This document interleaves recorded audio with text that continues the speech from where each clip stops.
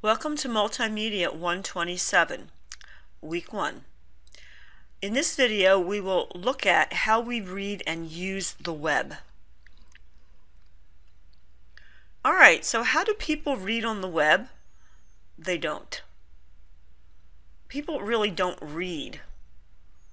They're in a hurry to find what they're looking for, and they're going to skip whatever is irrelevant.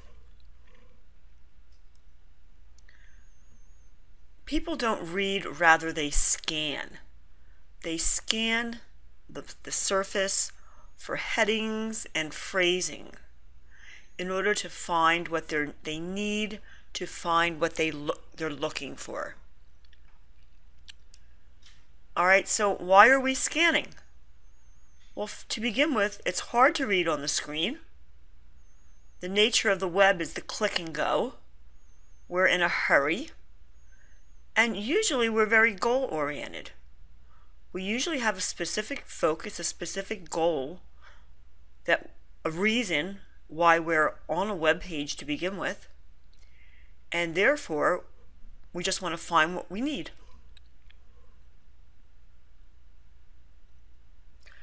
Alright, so understanding how people read or use the web gives us an understanding of the user and how we should be developing our content so that it is user-centered. So we've looked at user scan. They look for highlighted words, meaningful words. They look at headings. They might glance over short paragraphs. They might scan over a list. So here on the right-hand side we have an example of a list, some highlighted words, announcement, in-depth. You might think of them as headings. Alright, here's our lists. We see some kind of a organization here. So this is something that we would scan over in order to find what we are looking for. So if that's how people read or use the web, it is our job to learn how to create scannable content. So how do we go about doing that? The first thing we need to do is we need to organize our content so that it lends itself to using headings and subheadings. So we understand that people scan headings and subheadings, so we need to organize our content and our pages into different sections, so that we can use headings and subheadings on these sections. We want to develop meaningful, not clever descriptions.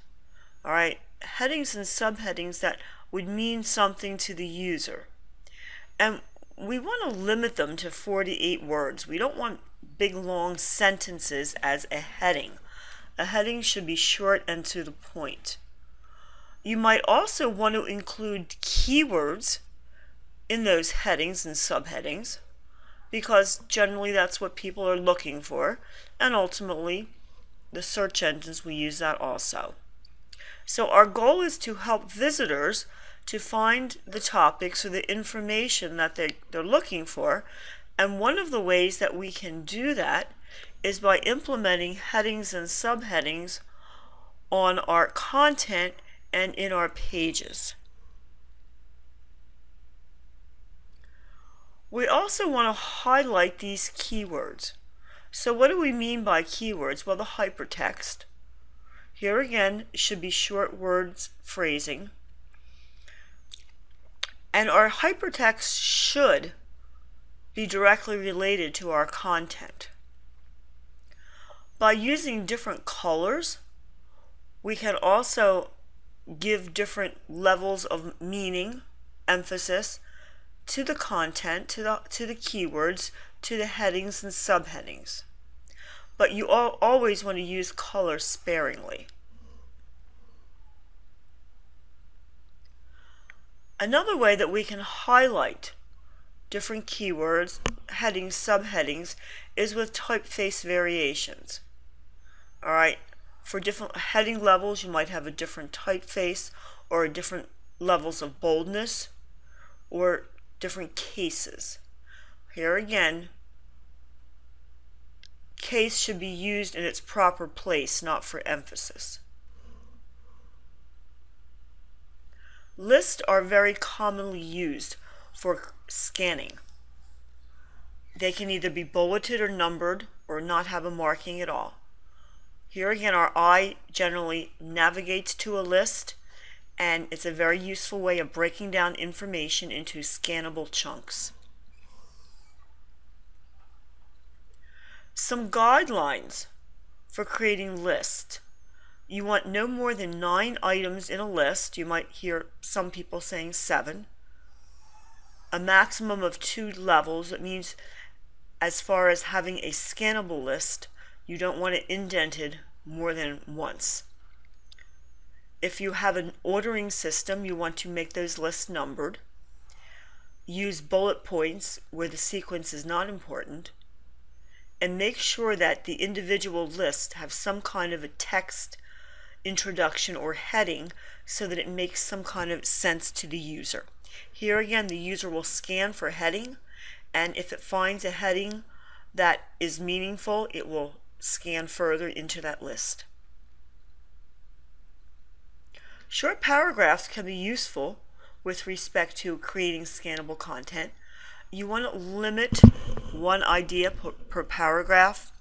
The very first couple words, the first sentence, should catch the attention of the user, and you always want to start with the conclusion. Start your paragraph with what your purpose is. And one thing you always want to remember whenever developing content, the chances are you can reduce it by half.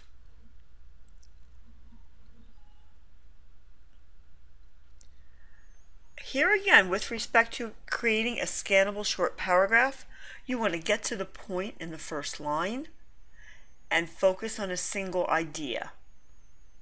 Keep your wording at a minimum. Fewer lines than better. And try to vary the size of the paragraphs if you have several.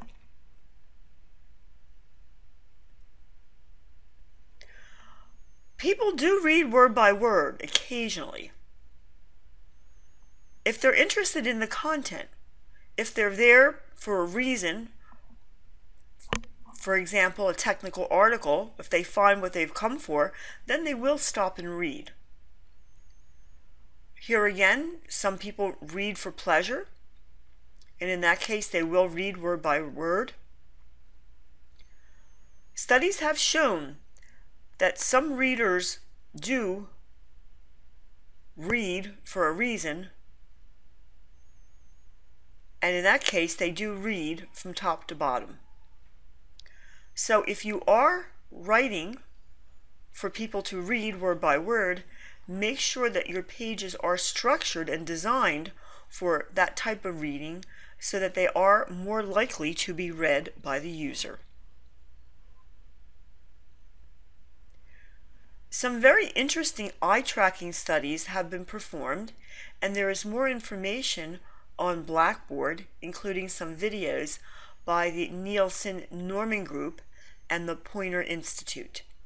And what they've done, and if you notice these pictures down here, there are different types of devices where they actually track the user's eye motion on the screen, and they would have a user behind the monitor. Also, they do this with newspapers, and they can measure or look at where the eye is actually going, and they use what are called heat maps, and they not only match directions but the intensity of where and how the duration of where the eye stays on a page.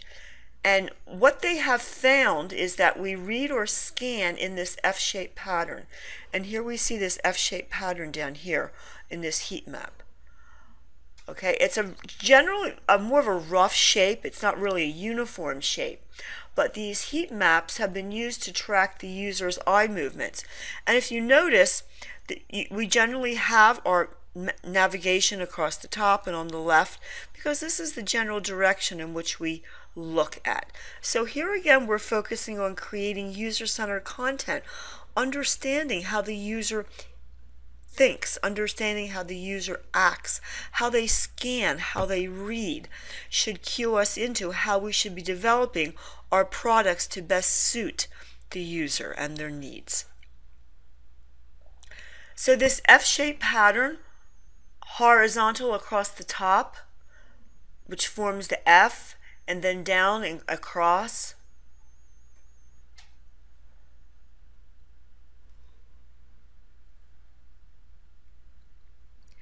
The implications of this study is that users don't read word by word. The first two paragraphs are important. Headings, subheadings, bullets, paragraphs with meaningful words are also important. So what we can take away from this study is good information on how users read on the web and how our pages should be designed. We also look at images as content. The eye tracking studies have shown that visitors do react to photos and diagrams. So here again, meaningful photos and meaningful diagrams are user-centered. Users do pay close attention to images that deliver content messages, not just necessarily a pretty JavaScript carousel up there. All right, real people as opposed to stock images. Studies have shown they ignore the feel-good fluff and non-informational photos. Important information here. So the implications of this study are to use the images to augment the content and to illustrate the points that we're going to be making. Here again, we'll cover accessibility later, but you want to make sure that the alt, it's not a tag, it's an attribute of the image tags, are there for purposes of accessibility. Let me conclude with some interesting statistics created in 2013, so they are up to date. Okay, this organization, that visitors scroll through only about 60% of an article on a page. Nielsen's eye tracking study previously indicated that less than 20% of the text is actually read on an average page. Very interesting. Which gives us an idea of where we should be focusing our attention. Of the users tested, 79% always scanned, only 16% read word by mouth, word by word, which gives us an indication of how we should be creating our user-centered content with respect to creating scannable pages.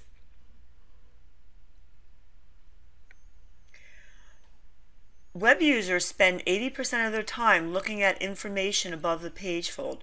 What do I mean by the page fold? This is taken from the days of the newspaper where it has that fold.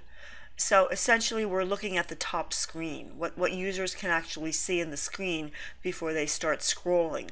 So the most important content, your headings, the keywords need to be present before the user scrolls.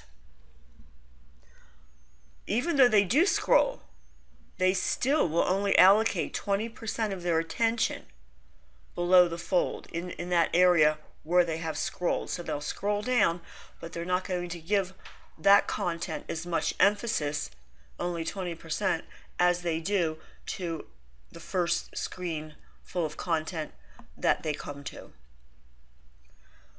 Users spend 69% of their time viewing the left-hand side of the page and 30% viewing the right hand.